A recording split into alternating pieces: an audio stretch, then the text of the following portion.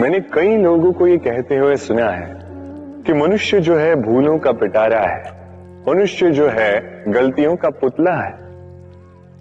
और ये सत्य है। भूल भला किससे नहीं होती है, हर एक से होती है, और एक नहीं अनेक भूलें होती हैं। किंतु स्मरण रखिएगा, उन्हीं के वस्त्रों पे कीचड़ लगता है जो कीचड़ साफ करने का प्रयास करते हैं। तो जहां प्रयास वहां भूलें तो होंगी। अब यदि आप कोई नया संकल्प करने जा रहे हैं, कोई बड़ा कार्य करने जा रहे हैं और आपसे कोई भूल हो जाए तो कोई बात नहीं, पश्चाताप ना करें। अपनी भूल को पहचानें, उसे समझें, उसे सुधारने का प्रयास करें और सबसे महत्वपूर्ण बात, अपनी भूलों से सीखें। उन्हीं के हाथों से लहू बहता है जो कांटों में छिपे उस पुष्प को निकालने का प्रयास करते हैं। स्मरण रखिए, जिसने जीवन में कभी कोई भूल नहीं की, उसने जीवन में कभी कुछ नया करने का प्रयास ही नहीं किया है। ये भूल आपका सबसे बड़ा शिक्षक है, तो इससे दुखी ना होइए, पश्चाताप ना करें, इस भूल का आदर करना सीखें। फिर देखिए, आप स्वयं को जीवन में और ऊंचा पाएंगे। राधे राधे। ये वृक्ष देख रहे हैं आप, कितना हरा भरा, कितना सुंदर। इसकी शीतल छाया में सुख मिल जाता है। इसकी डालियों पर बैठे पंछी, इनकी वाणी सुनो तो थकान ही निकल जाती। किंतु क्या ये वृक्ष आरंभ से ऐसा ही था? क्या ये सदा ऐसा रहा? नहीं। प्रति वर्ष पतझड़ के निर्मम प्रहार इस पर पड़ते हैं, इसके पत्तों को सुखाते हैं, गिराते हैं, किंतु फिर भी ये वृक्ष अटल खड़ा रहता है। और फिर जब वसंत ऋतु आती है, इन्हें नया जीवन दे जाती है। इन पर पुनः नन्ही नन्ही सी कलियां खिलती हैं। इसने पतझड़ का सामना किया, इसलिए आज ये हरा भरा है। इसने पुराने पत्तों का शोक मनाने के स्थान पर परिवर्तन स्वीकार किया, इसलिए आज हमें यह सुख बांट सकता है। स्मरण रखिएगा, अत्यंत महत्वपूर्ण बात,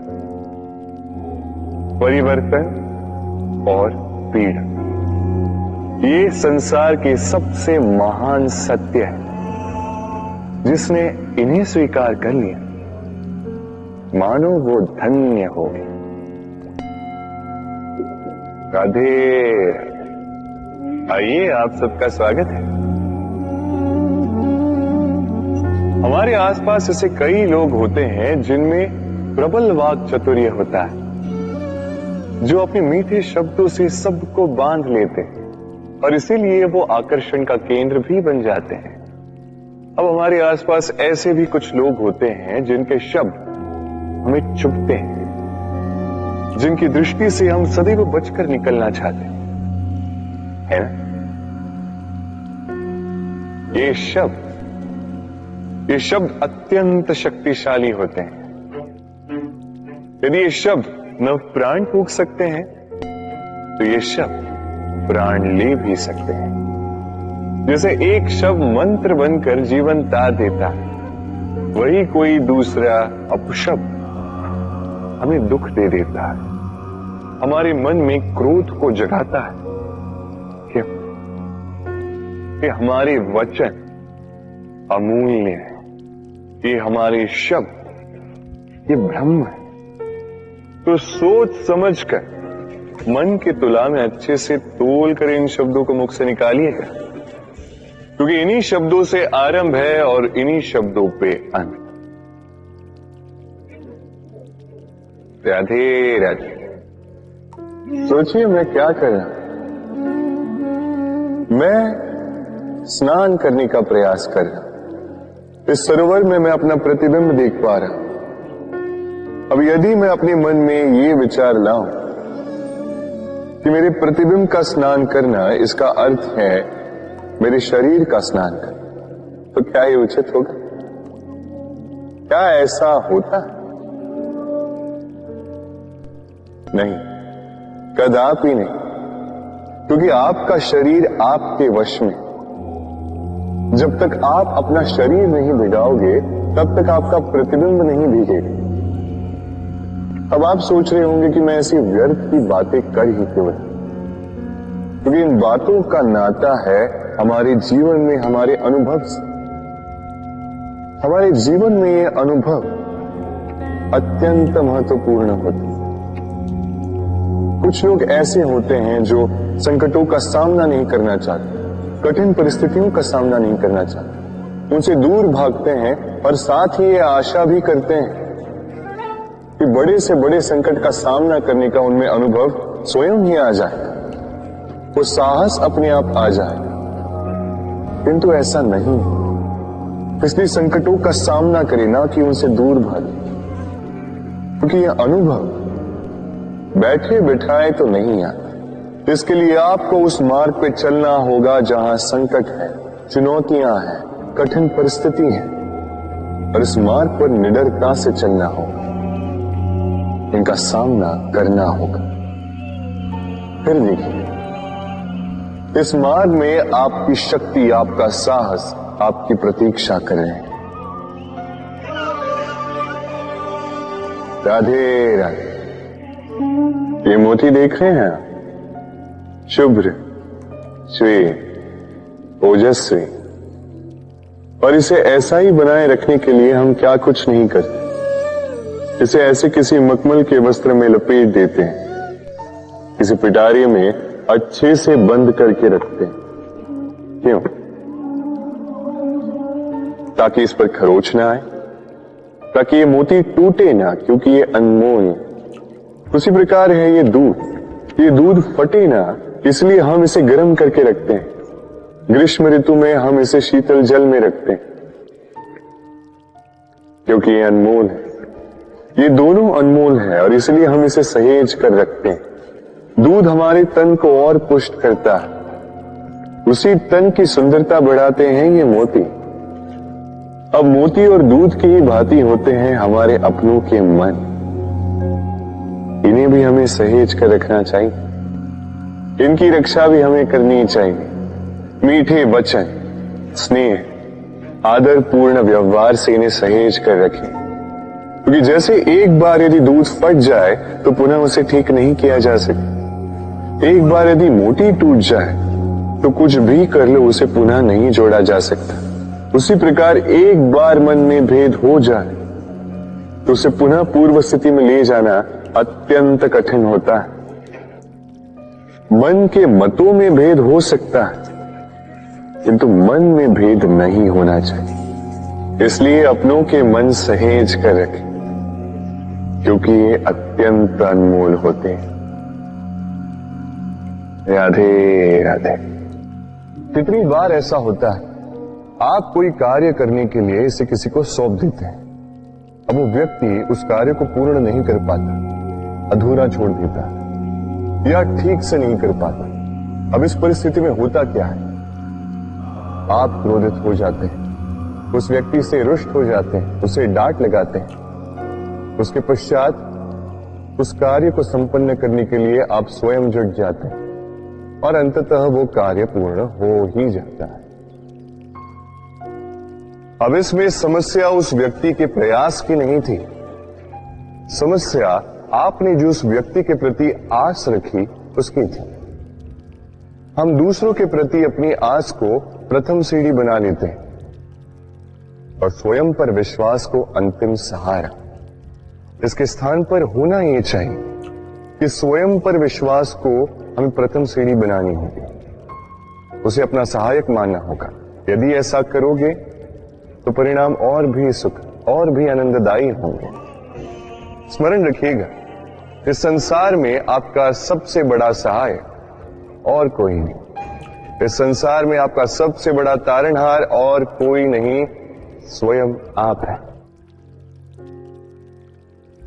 राधे राधे। मुझे अच्छे से स्मरण है, एक बार एक गैया वन से निकलकर हमारे घर चली आई।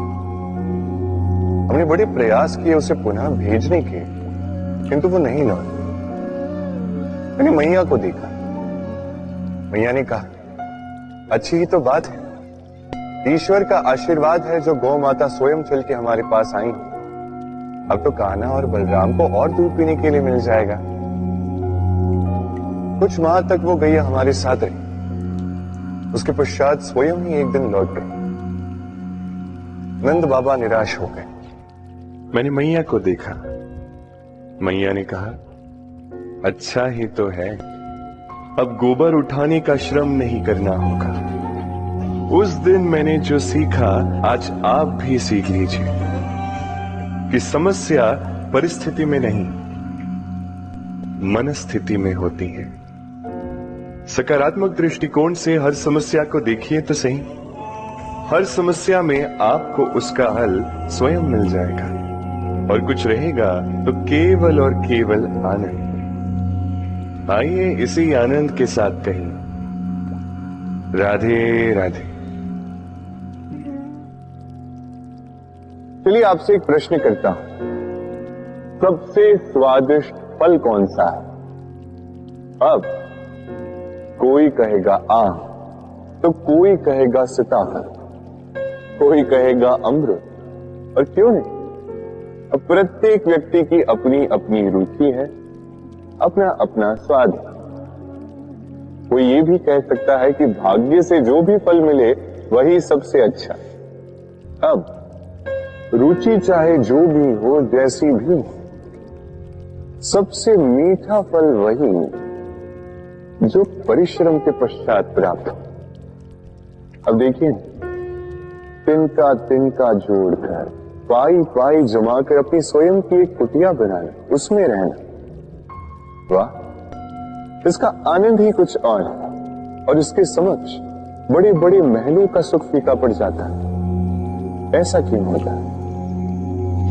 इसका उत्तर बड़ा ही सीधा साधा है। जब आप परिश्रम करते हैं, मानसिक परिश्रम करते हैं, शारीरिक परिश्रम करते हैं, अपना सारा समय उसमें निवेश करते हैं, निरंतर प्रयास करते हैं, उसके पश्चात आपको ये फल मिलता है, तो इस फल का मूल्य तो आप जानते ही हैं।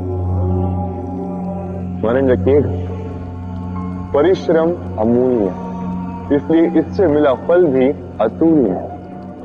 तो परिश्रम करते जाइए, निरंतर प्रयास करते जाइए, इस फल को प्राप्त करते जाइए, अपने इस जीवन में इस सफलता को प्राप्त करते जाइए। और मेरे साथ प्रेम से कहिए, राधे राधे। लोग कहते हैं संगठन में बहुत शक्ति होती है, और सत्य कहते हैं। अब देखिए, एक उंगली और एक मुट्ठी के बल में कितना अंतर है हम सभी जानते हैं, किंतु एक उंगली आपको उचित मार्ग दिखा सकती है, मुट्ठी मार्ग अवरुद्ध कर सकती है। इसलिए यह जानना अत्यंत महत्वपूर्ण है कि संगठन और भीड़ में क्या अंतर है। इसे पहले पहचान। संगठन वो जहां आपका अपना व्यक्तित्व, अपनी पहचान, केवल शक्ति पाने के लिए भीड़ का भाग बन जाना ठीक नहीं, क्योंकि ये भीड़ भले ही आपको शक्ति दे, किंतु आपसे आपकी पहचान छीन लेती है। इसलिए संगठन में रहिए, किंतु अपने व्यक्तित्व को, अपनी पहचान को, इसे कभी मत खोइएगा। राधे राधे। कैसे हैं आप? पूछने का कारण ये कि आज के समय में आसपास किसी भी देख लो, दुखी, व्याकुल, सोचता है कि संसार में सबसे अधिक दुख उसी के जीवन में, सबसे अधिक समस्याएं उसी के जीवन में। संसार में ऐसा कोई व्यक्ति नहीं जिसके जीवन में समस्या नहीं, और संसार में ऐसी कोई समस्या नहीं जिसका हल मनुष्य के पास नहीं। किंतु उस हल को खोजने के लिए अपनी भुजाओं को खोलकर जीवन में आगे बढ़ना होता है, साहस से आगे बढ़ना होता है। किंतु कुछ लोग क्या करते हैं? अपने माथे पर हाथ रख के किसी कोने में बैठकर निराश होकर अपने भाग्य को कोसते हैं। नहीं, ये कभी मत कीजिए। कर्म कीजिए, आगे बढ़िए, साहस दिखाइए और सबसे महत्वपूर्ण बात, संयम रखिए। क्योंकि आपका लक्ष्य कितना भी कठिन क्यों ना हो, उस तक पहुंचने का मार्ग आपके पांव के नीचे से होकर ही जाए। राधे राधे। आप ऐसे कई लोगों को जानते हो जो ब्रह्म मुहूर्त में उठते हैं, स्नान करते हैं, प्रार्थना करने बैठ जाते हैं, श्लोक पाठ करते हैं और दूसरों को भी ज्ञान देते हैं कि वो भी ये सब करें, मंत्रोच्चार करें। मंत्रोच्चार, निस्संदेह इसमें बहुत शक्ति होती है, किंतु ये शक्ति आपको तभी मिलेगी जब आप उस मंत्र में छिपी सीख आत्मसात करें, अपने जीवन में उतारें, उस सीख को आप कर्मों में परिवर्तित करें, प्रेम से इस सद्ज्ञान को अपने जीवन में लाइए, इसका प्रयोग कीजिए, तब मिलेगी आप इस मंत्र की शक्ति। अन्यथा ये मंत्र पढ़ के कोई लाभ नहीं होगा। स्मरण रखिएगा, मंत्र की शक्ति उसे बोलने में नहीं, उसे अमल करने में। राधे राधे। कितनी शांत, सौम्य, शीतल होती है एक बहती नदी। आसपास की भूमि को नम करती है, पशुओं को जल देती है, पक्षियों के लिए क्रीड़ा स्थल बन जाती है और हमें देती है शांति। किंतु बाढ़ में जब यही बहती नदी प्रकोप पर उतर आती है, जब अपना रौद्र रूप धारण कर लेती है, कुछ नहीं छोड़ती। वन, घर, शहर, पर्वत तक तोड़ डालती है ये शांत बहती नदी। अब इसी प्रकार होते हैं हमारे भाव। जब तक शांत है, जब तक नियंत्रण में, तब तक सदा आपको सुख देंगे, किंतु यदि ये अनियंत्रित होकर बाहर निकले, सर्वस्व का अंत कर देते हैं। इसलिए भावनाओं के नियंत्रण में नहीं, भावनाओं को नियंत्रण में करना सीखें। आप जीवन में बहुत सफलता पाएंगे। राधे राधे। ये मुद्रा, अब सोचिए ये हमारा जीवन है। अब इसमें सुख और दुख, इस मुद्रा के, इस जीवन के दो पहलू।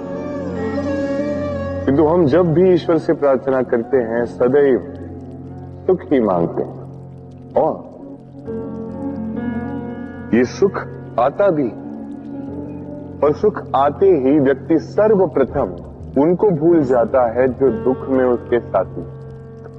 अब ऐसे में वो उनकी सहायता तो नहीं करता, वो करता है उपकार, और अब इस उपकार के बदले लोगों से स्वयं के लिए वो श्रद्धा चाहता। अब श्रद्धा, इस भाव के कारण वो स्वयं को दूसरों से अधिक श्रेष्ठ, स्वयं को दूसरों से भिन्न समझ लेने पर विवश हो जाता है, और अलग होने के कारण उसमें जागता है अहंकार, और ये बनता है उसके पतन करने का। अब इसमें क्या किया जाए, क्या मांगा जाए ईश्वर से, ये प्रश्न उठता है। तो मांगिए सुख केवल उतना ही कि अहंकार ना आ जाए, और दुख उतना ही कि आस्था न चली जाए। राधे राधे। स्वप्न, हम जीवन में स्वप्न देखते हैं, उन्हें पूर्ण करने का पूर्ण प्रयास करते हैं, किंतु ये स्वप्न पूर्ण ना कर पाने की स्थिति में हम टूट जाते हैं, बिखर जाते हैं, और फिर ये बोझ हम आने वाली पीढ़ी पर लगभग लाद देते हैं। हम सोचते हैं कि जो हम ना बन सके, हमारी संतान अवश्य बने, जो हम कभी ना पा सके, हमारी संतान अवश्य पाए। ये विचार अनुचित प्रतीत नहीं होता, किंतु ये भूल है। और यही भूल हम कर बैठते हैं। संतान प्रकृति और परमात्मा का आशीर्वाद है। उनके भीतर उनका अपना एक अस्तित्व छिपा है। तनी गौर से देखिए तो सही। आपने केवल उस संतान को जन्म दिया है, उसका जीवन आपका नहीं। इसलिए अपने संतान के साथ रहिए, समय व्यतीत कीजिए, उन्हें प्रेम दीजिए, भरपूर प्रेरणा दीजिए, किंतु प्रेरणा दीजिए उसका अपना स्वयं का अस्तित्व बनाने, उसके स्वयं के स्वप्न पूर्ण करने की, ना कि अपने अधूरे स्वप्न पूर्ण करने की। उनके अस्तित्व को निखर कर उठने दीजिए। राधे राधे।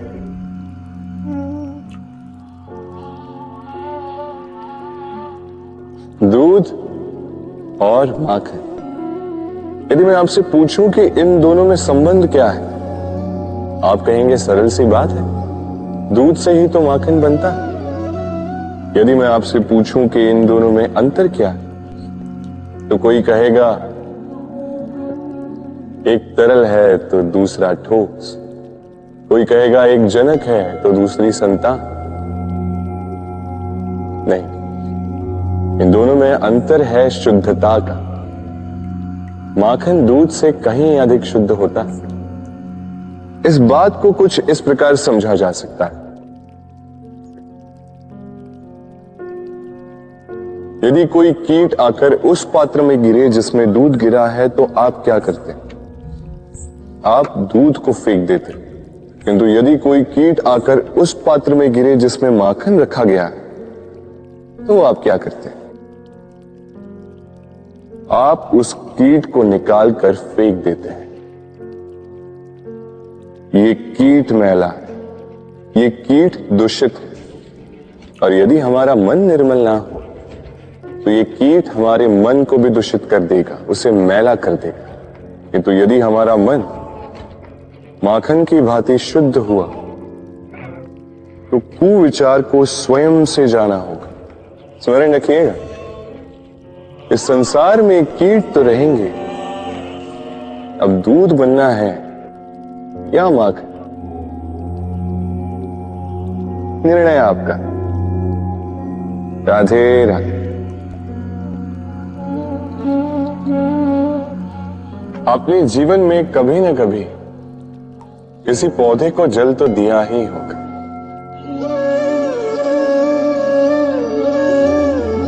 कभी मन में ये प्रश्न नहीं आया कि हम पौधे के पत्तों को, पुष्पों को, डालियों को,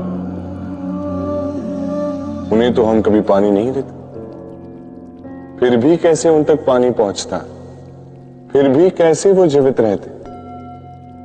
आप कहेंगे सरल सी बात है, ये कैसा प्रश्न पूछ रहे हैं? जड़ को पानी दो, वो पौधे के अंग अंग तक अवश्य ही पहुंचेगा, है ना? कुछ इसी प्रकार होते हैं हमारे कर्म, हमारा प्रेम।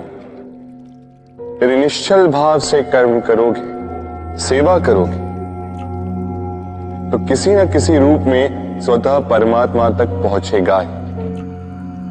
आत्मा के भीतर से प्रेम करोगे, स्वतः छलकेगा ही और दुगना लौट कर भी आएगा, इस पौधे की छाव की भांति। तो मन और आत्मा से कर्म करें, मन और आत्मा से प्रेम करें, आनंद ही आनंद होगा। राधे राधे। इसे कौन नहीं पहचानता? ये है रोटी। यही तो है वो कारण जिसके लिए मनुष्य दिन रात कड़ा परिश्रम करता है। जैसे देखा जाए, यदि ये रोटी यूं ही मिल जाती तो मनुष्य कदाचित कुछ कार्य ही नहीं करता, कष्ट नहीं करता, जीवन में परिश्रम ही नहीं करता। वैसे एक बात तो है, ये रोटी केवल भूख ही नहीं मिटाती, जीवन की बड़ी सी बड़ी सीख दे जाती। अब तनिक सोचिए कि रोटी आपको स्वादिष्ट केवल तभी लगेगी ये रोटी आपके स्वास्थ्य के लिए अच्छी केवल तभी होगी जब ये दोनों ओर से ठीक से सेकी जाए, है ना? हमारे जीवन में संबंध भी कुछ इसी प्रकार होते हैं। यदि दोनों ओर से अच्छे से निभाए जाए तभी आपको आनंद देते। इसलिए केवल पानी के लिए आतुर ना रहे, लौटाने में भी विश्वास रखें, क्योंकि जब एक संबंध में दोनों ओर से प्रेम होगा, दोनों ओर से करुणा होगी, कुछ करने की चाह होगी, तभी वो संबंध आपको जीवन में आनंद देगा। तो जब जब रोटी खाएं, स्मरण करें कि आपको आपके संबंधों को भी इसी प्रकार मधुर बनाना है। मन प्रसन्न होकर बोले, राधे राधे। सूर्य और चंद्रमा दोनों आकाश के अमित चिन्ह हैं, दोनों प्रकाश देते हैं, किंतु इन दोनों की सदैव तुलना की जाती कि कौन अधिक शीतल है तो कौन अधिक उग्र, कौन अधिक तेजवान है तो कौन अधिक कांतिवान। अब क्या ये तुलना उचित है?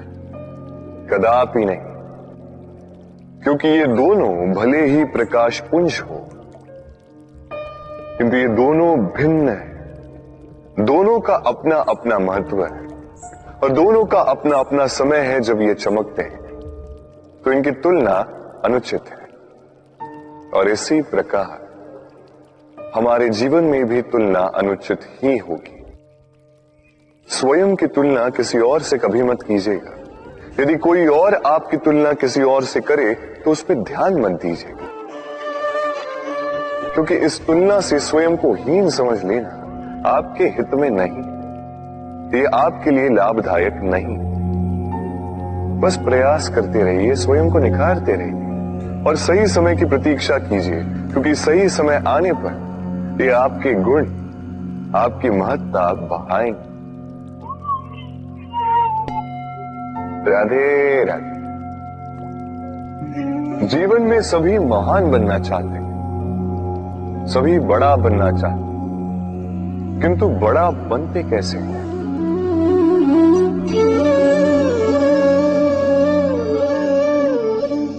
ये मेरे हाथ में क्या है? राई का बीज? नहीं, ये बरगद का बीज। इतना छोटा कि बड़ी सरलता से अन्य बीजों में घुल मिल जाता है, बड़ी सरलता से धरती में समा जाता है, किंतु जब ये वृक्ष बनकर उभरता है, उसके पश्चात जब गिरता है, समस्त वातावरण को हिला देता है। कुछ इस प्रकार बड़ा बनिए, बरगद का बीज, बरगद का वृक्ष। और यदि जीवन में आप इसी प्रकार बड़ा बनना चाहते हैं, सर्वप्रथम अपने अहम को, अपने अभिमान को छोटा कर दीजिए, इतना छोटा कि आप सबके साथ बैठ सकें, किंतु भीतर इतना बड़ा बन जाइए कि जब आप उठें कोई और बैठा ना रहे। राधे राधे।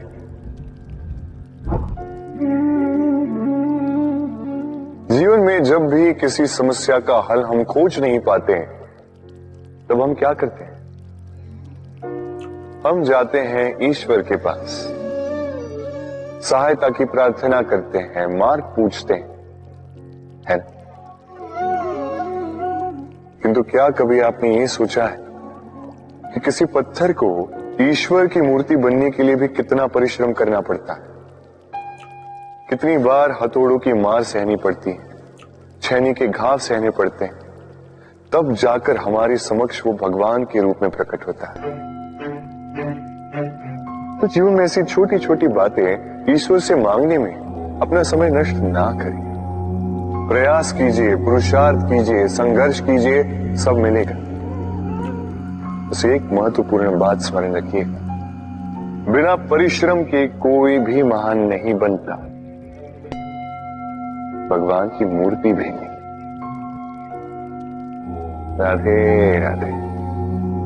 तितली आकाश में सैर करती, सुंदर फूलों का रसवादन करती, उन्मुक्त घूमती, किंतु इस पर भी संकट कम नहीं, जैसे कि पतंग, जंतु ये इसे अपना आहार बना लेते हैं। इनसे इसे सावधान रहना पड़ता है। सत्य तो ये पाने के लिए उसे अपनी सुरक्षा क्षेत्र से बाहर आना ही पड़ता है। और यही जीवन का नियम मनुष्यों के साथ भी यही होता है। यदि मनुष्य विश्राम और सुरक्षा इनके बंधन ना तोड़े तो वो जीवित तो रहे, किंतु जीवन जी नहीं पाए। क्योंकि यदि जीवन में कुछ बड़ा करना है, कुछ बड़ा पाना, बड़ी ऊंचाइयों तक पहुंचना, तो सर्वप्रथम आपको इस सुरक्षा क्षेत्र से बाहर आना ही होगा, इस आराम को त्यागना ही होगा, तब आपको सफलता मिलेगी और तब आप इन तितलियों की भांति इस आकाश में सैर कर सकते हैं। राधे राधे। दीपक, इस दीपक को प्रज्वलित करने में किसकी आवश्यकता होती है? बाती, घी, चिंगारी, बस नहीं। वास्तविक सत्य तो यह है कि इसको प्रज्वलित करने में वायु का भी योगदान होता है। वायु जो न केवल हमें प्राण देती है, इस अग्नि को भी प्रज्वलित करने में सहायता करती है। अब देखिए,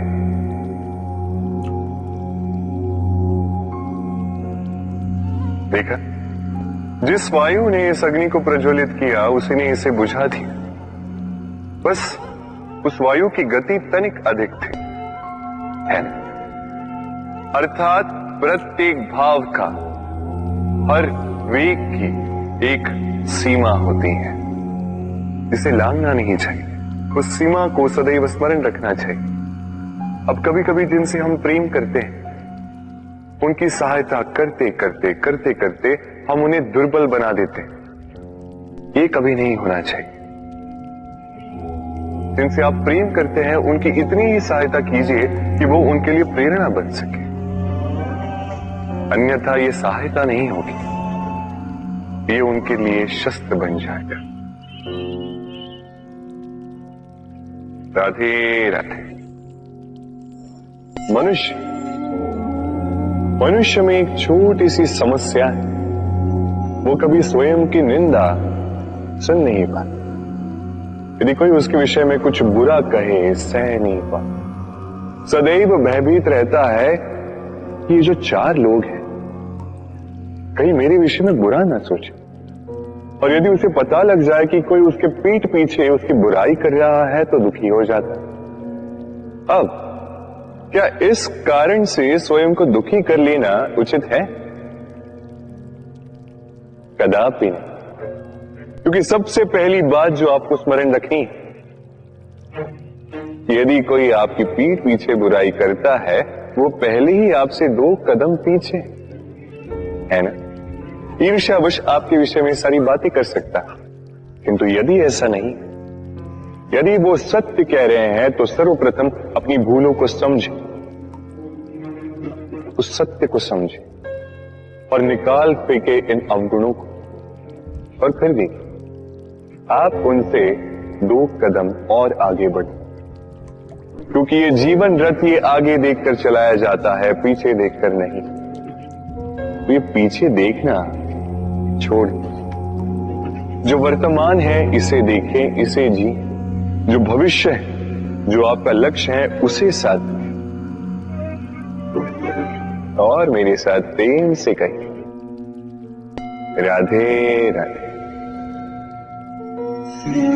हम में से ऐसे कितने हैं जो भय से भयभीत होते हैं, कोई भी बड़ा कार्य करने से पूर्व थोड़े असंतुलित होते हैं? लगभग सभी, है ना? प्रत्येक व्यक्ति के मन में यह भय जागता ही। अरे इसका अर्थ मेरे विचार से ये है कि भय, ये भाव बुरा नहीं, क्योंकि यदि ये भाव बुरा होता तो क्या ईश्वर इस भाव को सभी प्राणियों में देते?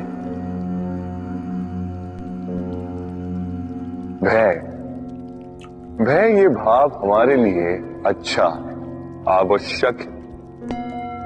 स्मरण रखिए, कोई भी कार्य करने से पूर्व यदि मन में भय उत्पन्न हो जाए तो इसका अर्थ ये कि उस कार्य को करने में अनेक संकटों का सामना हमें करना होगा, और इन संकटों का सामना करने के लिए हमें साहसी बनना होगा। बस इतनी सरल सी बात है। मन में साहस जगाकर चलिए इस भय की यात्रा, क्योंकि ये भय ही है जो आपको अपने लक्ष्य को पाने की प्रेरणा देगा, आपको शक्ति देगा। तो इस भय से भयभीत मत होइएगा, इस भय को साथ और मेरे साथ प्रेम से कहिए, राधे राधे। मछली जल की रानी कहते हैं इसे, धाराओं के बीच जीने वाली। सहस्त्रों प्रकार की मछलियां होती हैं, किंतु सारी मछलियों में एक समानता अवश्य होती है। जानते हैं वो क्या है? वो ये कि मरी हुई मछली धारा के साथ बह जाती, वही जीवित मछली उस धारा के विरुद्ध तैर सकने में सक्षम होती। तो प्रेरणा लीजिए उस मछली से जो कठिनाइयों के विरुद्ध खड़े होने का साहस रखती, जो धारा के विरुद्ध जाने के निरंतर प्रयास करती रहती। आप भी सुनिए अपने हृदय की पुकार को, सुनिए अपनी मन की पुकार को, और जीवन रूपी धारा को बाधा नहीं, लक्ष्य बनाकर आगे बढ़े। राधे राधे। प्रेम, दाऊ मुझसे सदैव पूछते हैं कि कान्हा ये प्रेम अंततः है क्या? माना कि ये समर्पण है, माना कि एक दूसरे में खो जाना है, किंतु इसका अनुभव क्या है, इसका भाव क्या है? अब प्रेम को पूर्णतः परिभाषित करना कान्हा के वश में तो नहीं है, क्योंकि ये प्रेम है इतना महान, किंतु प्रेम के विशुद्ध अनुभव के बारे में मैं बता सकता, अपने अनुभव को लेकर। देखिए, ये प्रेम वो रंग है जो जीवन में रस भर देता है। ये प्रेम वो सोच जो पल भर में मुख में मुस्कान ला देती है। प्रेम वो पुष्प है जो मन की बगिया को खिला देती है। प्रेम वो सोच जो एक ही क्षण में संसार में आपको सबसे अधिक संपन्न अनुभव करवाती है। ये प्रेम वो जो तपते मरुस्थल में आपको जीवित रखे। ये प्रेम वो जो आपकी आत्मा को तृप्त कर दे। ये प्रेम वो जो आपके मुख पर मुस्कान ला दे, जैसे अभी इस समय राधा मेरे मुख पर ले है। अद्भुत है ये प्रेम। तो आइए इसी प्रेम के साथ कहें, राधे राधे। मनुष्य में एक विशेषता है, और वो ये, वो सदैव यही सोचता है कि सब में वही विशेष है। सदैव सर्वश्रेष्ठ कार्य करना चाहता है, सर्वश्रेष्ठ परिणाम पाना चाहता है, सदैव चाहता है कि हर स्थान पर उसे ही यश मिले। किंतु जब बात आती है प्रेम की, तो प्रेम एक ऐसा विशेष भाव है जो मनुष्य से कहीं अधिक है। प्रेम में जिस व्यक्ति से आप प्रेम करते हैं, उस व्यक्ति की प्रसन्नता आप सर्वश्रेष्ठ से भी श्रेष्ठ मानते हैं। उस व्यक्ति से यदि हार जाओ तो मुख पर कड़वाहट नहीं, होठों पर मुस्कुराहट आती है। जिसे आप प्रेम करते हो, यदि उसे हराकर आप जीत रहे हो, तो ये जीत नहीं है, ये सबसे बड़ी हार है। तो अब चयन आपका है। आप क्या चाहेंगे? आप चाहेंगे कि प्रेम की जीत हो या आप चाहेंगे कि आपकी जीत हो? राधे राधे। प्रेम, ये प्रेम मनुष्य से क्या नहीं करवा सकता, बड़े से बड़ा कार्य करवा सकता है, बड़े से बड़ी बाधा पार करवा सकता है। चाहे तो मरुस्थल में कुआं खुदवा सकता है, पर्वत लंघवा सकता है, हर असंभव कार्य संभव करवा सकता है। किंतु यदि मैं ये कहूं कि प्रेम आपसे ढोंग भी करवा सकता है, तो क्या आप सोचने लगेगा? क्या आपको लगेगा कि ऐसा हो सकता है? अवश्य हो सकता है, जैसे मैं ढोंग कर रहा हूं इस समय अपनी राधा के लिए, अपने प्रेम के लिए। मैं राधा से अनंत प्रेम करता हूं, निस्वार्थ प्रेम करता हूं, किंतु फिर भी मुझे स्वयं को एक छलिया स्वार्थ लालची दिखाना पड़ रहा है। ये ढोंग मुझे करना पड़ रहा है अपने प्रेम के लिए। अब आप कहेंगे कि क्यों कृष्ण, ये सब करने की क्या आवश्यकता है? क्या राधा से विवाह करके तुम संतोष की सांस नहीं ले सकते? अवश्य ले सकता। राधा से विवाह करके मैं बहुत प्रसन्न रहूंगा, किंतु मैं जानता हूं कि मेरी राधा प्रसन्न नहीं रह पाएगी, क्योंकि यदि यह विवाह हुआ तो उसके माता पिता, उसके परिवार को बरसाना त्यागना होगा। राधा के मन पर एक कभी न भरने वाला घाव लग जाएगा। दुख उसको छूटता रहेगा, वो ये जानती रहेगी, स्मरण करती रहेगी कि उसके कारण उसके माता पिता को इतने कष्ट भोगने पड़ रहे। अब राधा की पीड़ा की नींव पर कृष्ण संतोष का भवन भला कैसे बांध सकते हैं? क्योंकि जिनसे आप प्रेम करते हैं केवल उनकी भावनाएं नहीं, आपका प्रेम ही जिनसे प्रेम करता है उनकी भावनाओं का भी ध्यान रखना आपका कर्तव्य है। और कभी कभी अपने प्रेम को ऊंचा उठते हुए देखने के लिए आपको स्वयं को गिरते हुए दिखाना होगा। यही कुछ कार्य है जो आपको अपने प्रेम के लिए करने पड़ते हैं। राधे राधे। ईश्वर, जब भी हम ईश्वर को स्मरण करते हैं, ईश्वर से ये अवश्य मांगते हैं कि हम सदा स्वस्थ रहें, इन संकटों से, इन कठिनाइयों से हम सदा दूर रहें। किंतु ये बहुत बड़ी भूल। अब आप सोच रहे होंगे कि मैं क्या बातें कर रहा हूं। बोला, ईश्वर से संकटों से दूर रहने की कामना करना ये भूल कैसे हो? क्योंकि ये संकट, ये कठिनाई जिनसे हम दूर भागते हैं, जो संकट कुछ ही समय के लिए आता है और फिर जाने के पश्चात आपको अपने सगों, आपके हितैषी, आपके मित्रों की परख करवा देता है, आपकी सोई हुई समझ जगाता है, आपको और भी बलवान बना देता है।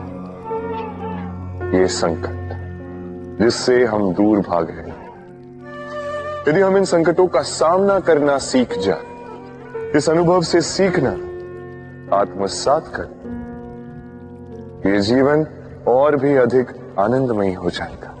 तो अब से जब भी ईश्वर को स्मरण करें, संकटों से दूर रहना नहीं, संकटों का सामना करने की शक्ति मांगे, स्वप्न देखें और निडरता से उसकी ओर बढ़े।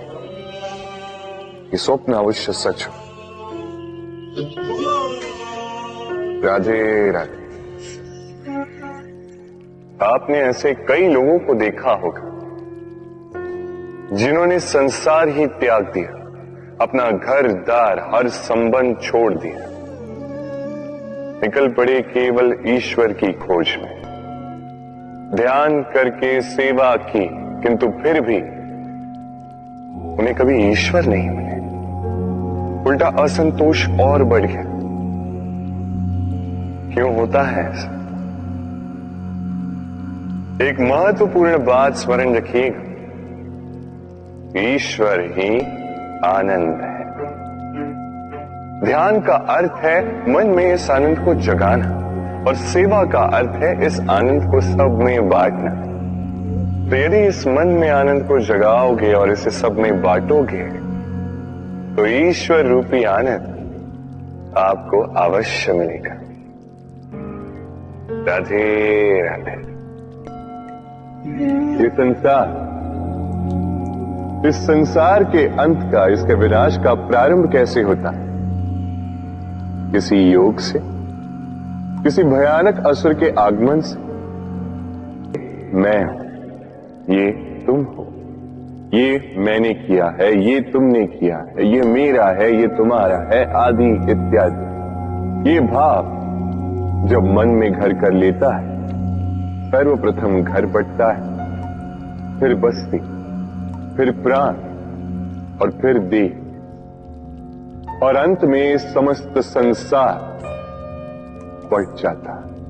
और ये बंटवारा कहीं न कहीं मन मोटाव कर ही देता। अब ऐसे में क्या किया जाए? कैसे बचा जाए इस नाश से?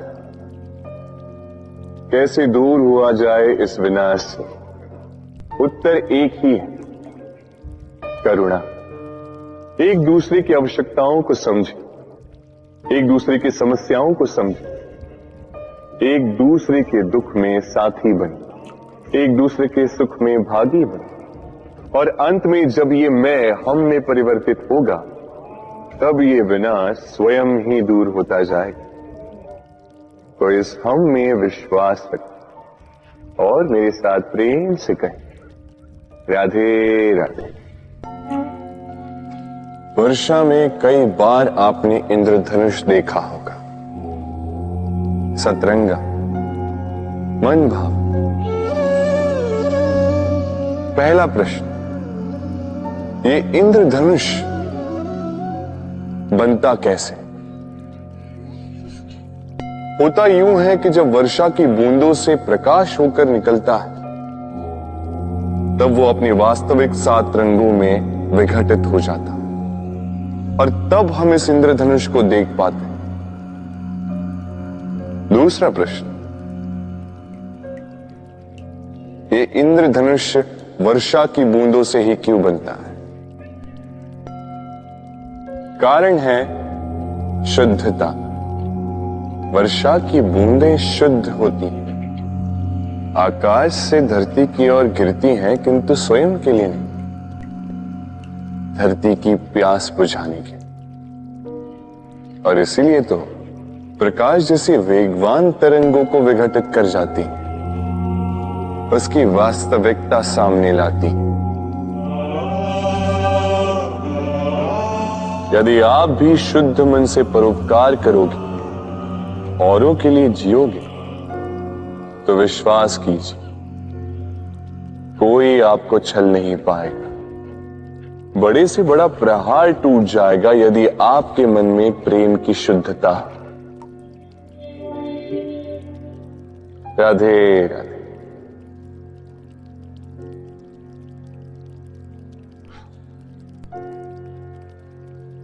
आइए, आज आपको एक कहानी सुनाता। एक बार एक नेत्रहीन व्यक्ति गया मंदिर ईश्वर के दर्शन प्राप्त करने।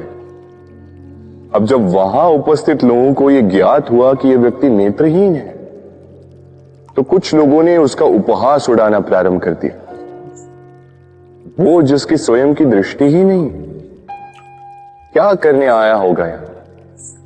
कदाचित ईश्वर से शिकायत करने आया होगा कि क्यों आपने मुझसे मेरी दृष्टि छीन ली। किंतु इन सभी बातों से उस नेत्रहीन व्यक्ति ने स्वयं को पीड़ित नहीं होने दिया। वो मुस्कुराए और उसने केवल एक बात कही, माना कि मेरे भाग्य ने मुझसे मेरी दृष्टि छीन ली, किंतु मैं अभागा नहीं, क्योंकि मेरा ईश्वर वो मुझे देख सकता है।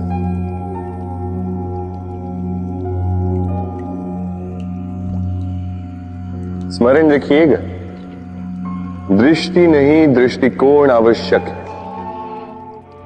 यदि आपका दृष्टिकोण शुभ हो तो अशुभ में भी शुभ स्वयं दिखने लगता है और मन